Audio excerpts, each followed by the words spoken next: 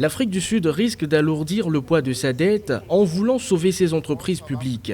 D'après un sondage réalisé par le groupe financier américain Bloomberg, le déficit budgétaire du pays devrait atteindre les 6,1% en 2020, plus que les 4,5% annoncés en février par le Trésor sud-africain. Cette prévision pessimiste est motivée par les nombreuses injections de liquidités à destination des entreprises publiques, telles qu'Eskom ou la South African Airways. Le ratio de la dette publique au PIB est passé du simple au double en 10 ans. Cela a des raisons d'inquiéter naturellement. Mais je ne pense pas que ce soit une raison suffisante pour que les gens s'inquiètent à ce point. À partir du moment où ce ratio n'est que de 54% au PIB, je ne pense pas que ça puisse alerter autant d'inquiétudes. L'aggravation du déficit budgétaire pourrait entraîner une hausse de la dette publique sud-africaine.